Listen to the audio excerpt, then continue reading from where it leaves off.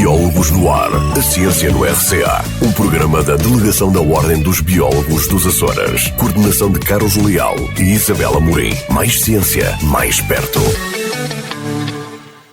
Bom dia aos nossos ouvintes que nos escutam lá em casa. Sou Carlos Leal e esta é a nossa rúbrica Biólogos no Ar. Gostaria de começar por dar aqui as boas-vindas ao biólogo André Amaral. Bom dia, André. Olá, muito bom dia. Tudo bem? Tudo bem. André, obrigado por teres vindo. Gostava de começar aqui a nossa entrevista fazendo-te aqui uma pergunta pessoal. Porquê é que decidiste ir para o mundo da biologia? Porquê é que decidiste ser biólogo? Ora bem, eu fui para a biologia um pouco pelo gosto pelo mar. Aliás, eu, mais que biólogo, sou biólogo marinho. A minha formação específica é a biologia marinha. E desde de muito pequeno que ia para o mar, isto porque os meus pais são ambos naturais de São Jorge, da bela freguesia da Urzelina, portanto os meus verões, as férias de verão era sempre na Urzelina, e com uma casa que os meus avós, onde os meus avós viviam, sempre ali perto, ali quem conhece, ali em frente era a rua das Árvores, Caminho das Árvores, em frente à famosa Torre da Urzelina. Isso, perfeitamente. E, portanto, a casa ficava ali a 2 minutos a pé do mar, portanto, o verão inteiro era sempre no mar. Era acesso constante. O acesso constante. Era acordar tarde, tomar um pequeno almoço, e depois do pequeno almoço era mar todo ao dia, até o sol, quase o sol se pôr, não é? E era desde a caça submarina, à pesca, e depois à folia, que era sempre no mar. Daí ter cultivado o gosto pelo mar. Aliás, o mar está presente na nossa identidade açoriana, acho que é de modo geral, não é?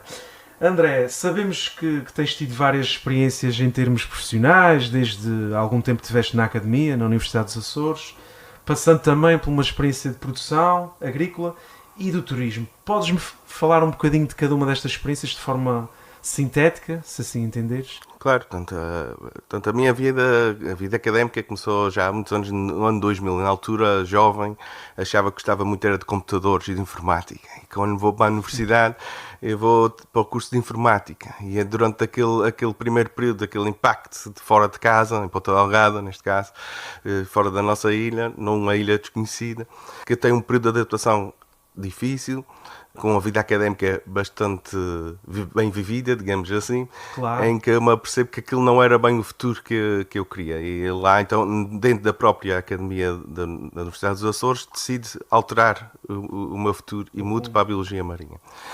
E durante o meu período académico eu envolvo-me já em trabalho voluntário com o Departamento de Biologia Marinha da Universidade dos Açores, nomeadamente com a professora doutora Ana Isabel Neto, e daí começo-me já a envolver em alguns projetos de investigação, ainda como estudante, mas a participar na ajuda do desenvolvimento de vários projetos de investigação. Quando termino o curso, fico a trabalhar em projetos de investigação lá no Departamento de Biologia Marinha da Universidade dos Açores. Estou lá durante quase 2 anos, mais ou menos, a trabalho, e é nessa altura, por razões familiares e opções pessoais também, que decido vir para a Ilha Terceira. Ao tomar a decisão, sabia que mudava tudo. Ia mudar muita coisa. Portanto, a parte da investigação científica ia ser muito... Já é complicado, já é muito complicado em Portugal, nos Açores também, mas iria ficar ainda mais complicado. Ao chegar cá tive que procurar trabalho, não é? E o primeiro foi turismo. Ora, o turismo nessa altura, em 2009, não é bem o turismo que há hoje em dia. Exato.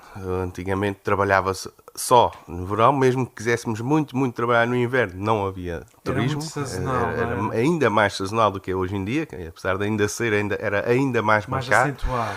Exatamente. E começo a trabalhar no turismo. Trabalhei durante algum tempo no turismo e depois, como era assim tanto sazonal, acabo por trabalhar noutras áreas. Tenho que procurar emprego. Isto porque é importante esclarecer, trabalho no turismo porquê? Porque nem toda a gente sabe, mas nos Açores as empresas que oferecem a observação de baleias e golfinhos são obrigadas por lei a ter um biólogo marinho no quadro da empresa. E é daí a minha entrada no turismo. Inicialmente, quando comecei a trabalhar no turismo, era mesmo só na observação de baleias e golfinhos. Depois, a minha vida muda um bocadinho, o turismo não era assim tão forte, havia que trabalhar também no inverno, não só no verão, e tem uma passagem pela educação também, fazer experiências com as crianças num projeto que se chamava Ciência Divertida, em que corria aí algumas das escolas da ilha a fazer experiências, de acordo também com o programa. Em que anos do recordas escolar. Em que anos é que tiveste? Era do primeiro ao quarto ano. Não, o ano em si, se te recordas mais ou menos. Eu estive lá também, era mais por curiosidade. Eu tive 2006, 2008, 2009, salvo erro. Foi por aí. Deve ter sido 2011, 2012. Foi posterior. Foi okay. posterior, sim. Já não me recordo muito bem, mas por aí. Eu estive lá 2 vezes. Portanto, tiveste então essa experiência também com o ensino? Tive essa experiência com o ensino, foi muito giro. Mas também era um projeto que dependia de financiamento das autarquias. Quando começámos, o projeto era financiado pela Câmara de Angra, pela Câmara da Praia, depois uma acabou, depois a outra acabou. E assim, enquanto isso, eu decido voltar à universidade e estudar um bocadinho mais. E é nessa altura que inscrevo-me aqui na Universidade dos Açores para fazer uma pós-graduação em Tecnologia e Segurança Alimentar. Ao terminar, tenho um primo meu que tem uma empresa aqui, passa a publicidade, é a Angra Flor, e esse meu primo contacta-me e diz: André, estou a pensar aqui em apresentar aqui um produto novo, precisava de ajuda, tu tens conhecimentos também nessa área. E eu abracei logo o projeto e fomos juntos fazer produção de cogumelos. Os blaurotos austriados, ou cogumelo ostra, como chamam.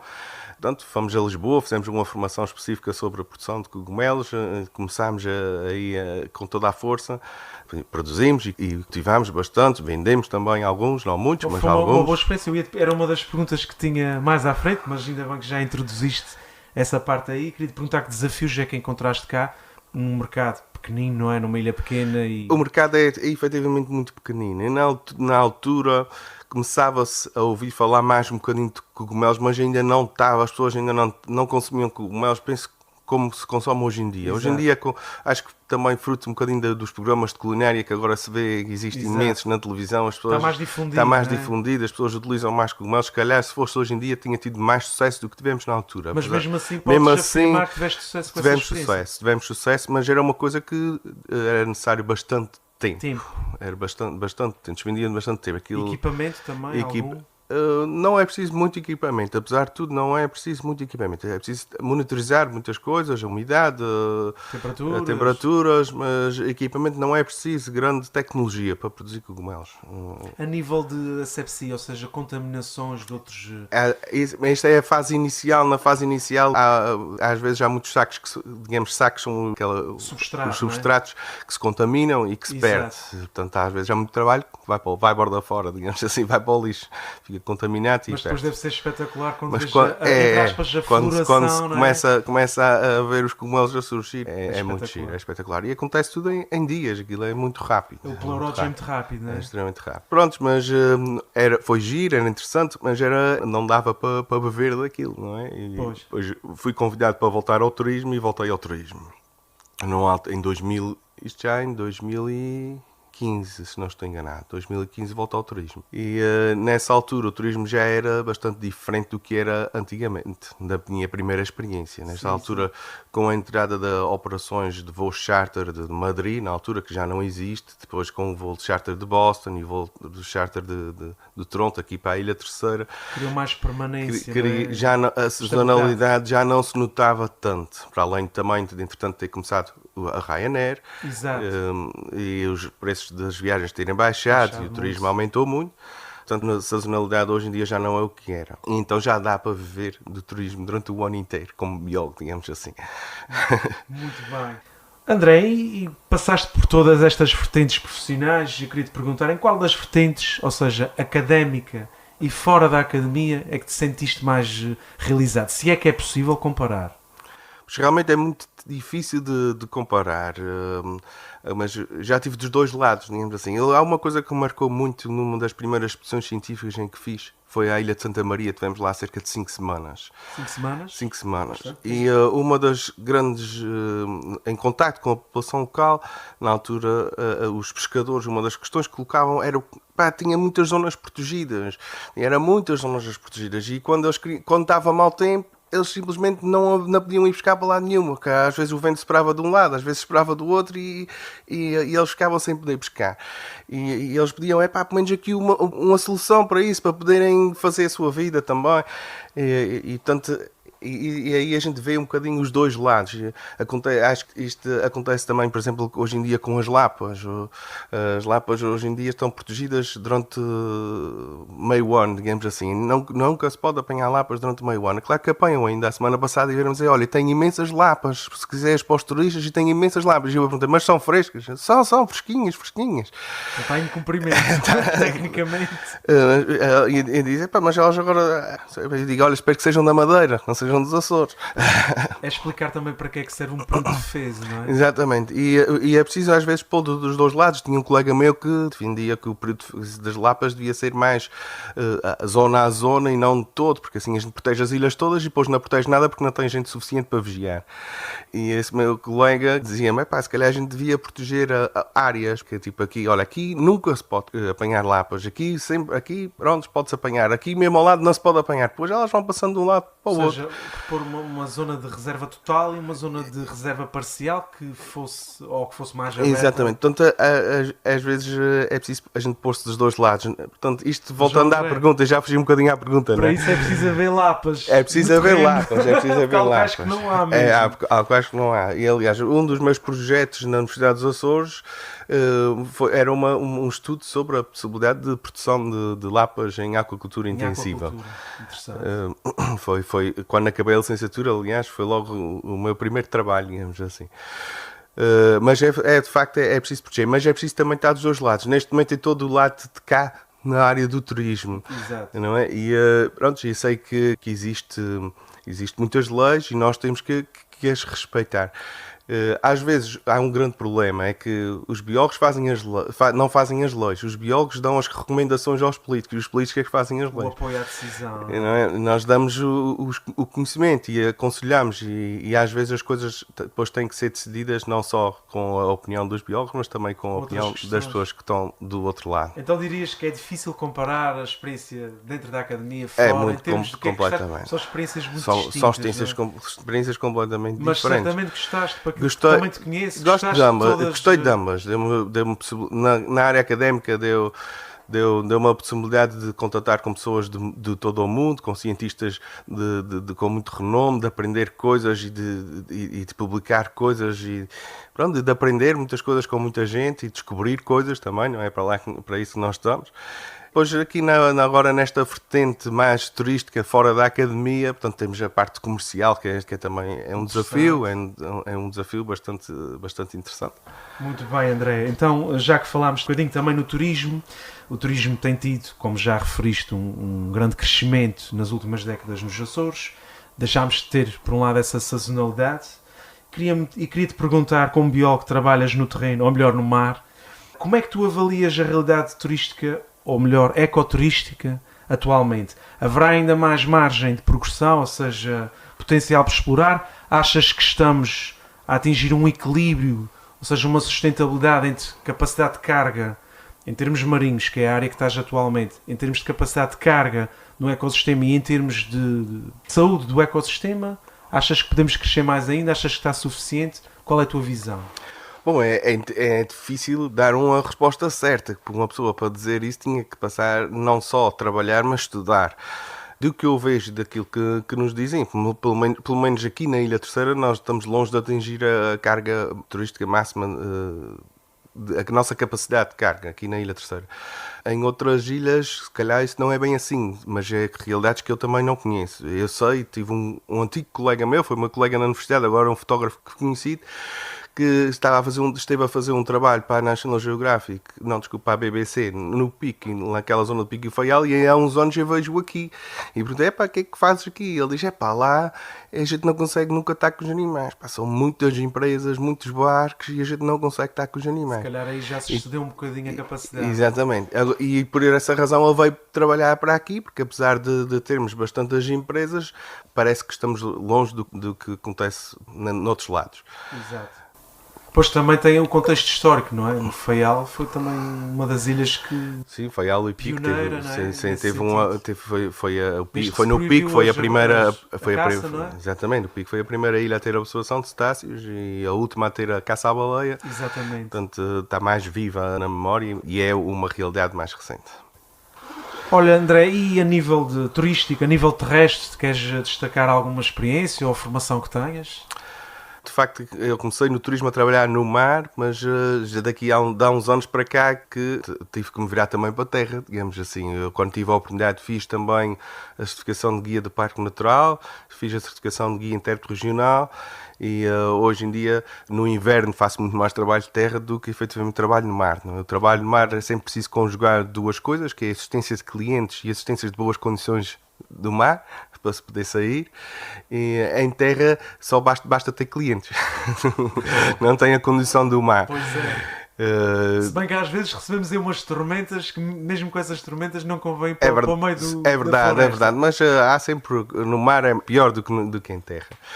Portanto, em terra faço, portanto, como guia do Parque Natural, faço muitas visitas à Gruta do Natal, às Furnas do Enxofre, às zonas do Geoparque, ao Algar do Carvão. E depois como guia intérprete também, as partes desde o City Tour, às voltas já à ilha, a falar não só da nossa vegetação, da nossa natureza, mas também da nossa história, da nossa cultura, gastronomia. Um bom guia turístico deve saber um bocadinho de todas essas É verdade, um bom guia turístico tem que ser biólogo, já tem que ser poliglota, e depois tem que ser biólogo, tem que ser historiador, tem que ser cozinheiro, tem que saber as receitas das coisas todas, porque as pessoas depois perguntam o que é que isto leva e o que é que isto leva. Tem que saber um bocadinho de tudo. Muito bem. André, gostava de perguntar como é que tu achas que poderíamos melhorar a proteção de recursos e a mitigação, lá está, da tal questão das capacidades de carga? O que é que tu vislumbras, se é que tens alguma ideia do que é que se poderia fazer para assegurar a longevidade deste setor do ecoturismo a longo prazo, nos Açores?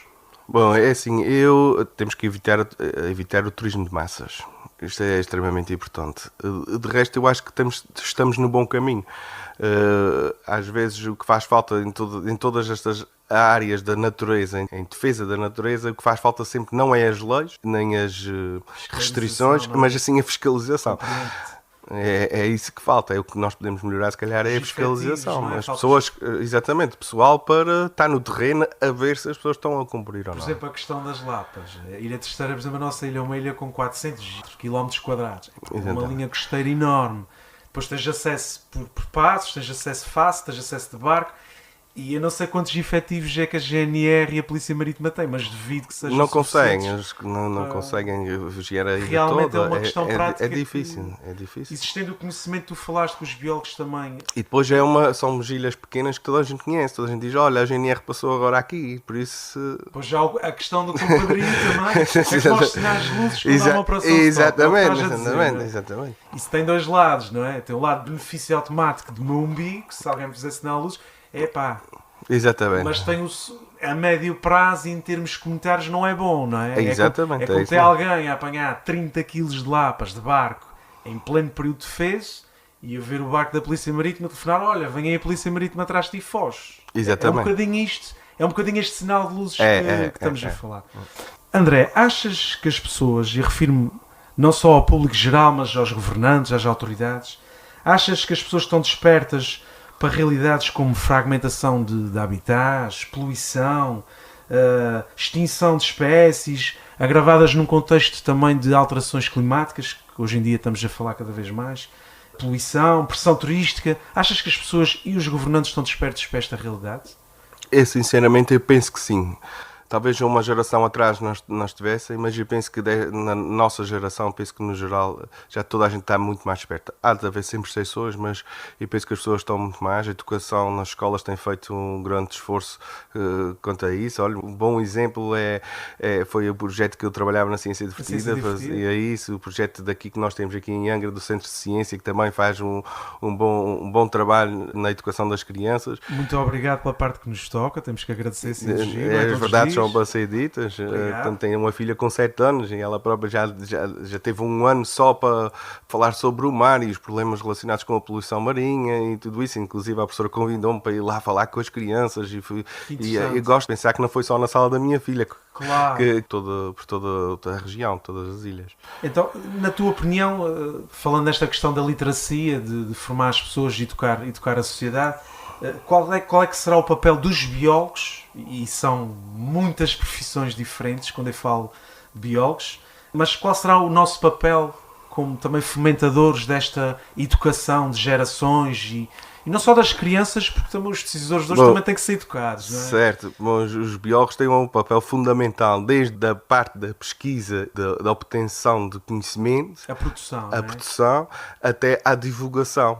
Há biólogos que trabalham, muitos biólogos trabalham na academia, a investigar, em produzir, mas há muitos biólogos que trabalham na educação, em projetos do governo regional, em produzir também conhecimentos e apoio aos políticos decisores. Portanto, o biólogo é fundamental, né? Desde o início até ao fim do processo. André, estamos a chegar aqui já ao final aqui da nossa entrevista. Tenho aqui agora 2 perguntas pessoais para te fazer. Uma delas é uma pergunta e depois a última das últimas é um desafio. É uma pergunta de desafio. A pergunta pessoal é, ser-se biólogo aqui nos Açores, concretamente, é uma boa aposta pessoal? Sentes-te reconhecido, como já tiveste todas estas experiências bastante diferentes umas das outras, tiveste aqui 4 realidades na tua vida, mas sempre como biólogo, não é? Sentes-te realizado e que o teu trabalho é reconhecido? Eu sinto-me realizado, sinto que de certa forma o meu trabalho é reconhecido, mas também tenho a noção de que é extremamente difícil. Um miúdo com 17, 18 anos, quando toma a decisão de ir para a biologia, vai com o sonho de ser cientista. E isso é extremamente difícil, não só nos Açores, mas em Portugal. Nos Açores ainda mais. Mais agudo. Um biólogo que vai para a universidade e que vai com a ideia de trabalhar em ciência e fazer ciência, vai sempre viver de bolsa em bolsa, que é uma vida extremamente instável e inconstante. É extremamente difícil e que pouca gente aceita. Uma pessoa que quer um futuro e quer uma família, é difícil estar nessas condições. É muito difícil. Muito bem, então peço-te então o último exercício, que seria então na linha do que acabaste de dizer, imaginando que estão alguns jovens dessa idade lá em casa a ouvir esta entrevista, hoje de manhã, que mensagem é que gostarias de deixar a hipotéticos futuros biólogos que estejam a ouvir esta entrevista? Bom, o que eu lhes digo é que se realmente têm essa paixão da biologia, que eu percebo perfeitamente, e mais especificamente da biologia marinha, que vão, porque realmente é muito giro, conhece gente muito interessante, mas que também vão de mente aberta, mentalidade, que se calhar vão ter que viajar pelo mundo, trabalhar em locais diferentes, que se calhar não vão conseguir regressar à sua ilha se quiserem manter esse sonho aberto. Bom, resta-me agradecer aqui esta fantástica entrevista aqui ao André Amaral. Muito obrigado, André. Obrigado, obrigado, Adeus. Um agradecimento especial ao Hélder Xavier pela sua colaboração neste programa. O programa Biólogos no Ar é produzido pela Delegação Regional dos Açores da Ordem dos Biólogos, em parceria com o Centro de Ecologia, Evolução e Alterações Ambientais, Grupo da Biodiversidade dos Açores e Universidade dos Açores e com o Observatório do Ambiente dos Açores, Centro de Ciência de Angra do Heroísmo e com o Rádio Clube de Angra. Mais informações, contactar a Direção Regional dos Açores da Ordem dos Biólogos em delegacão.acores@ordembiólogos.pt ou visitar o website da Ordem dos Biólogos, ordembiólogos.pt.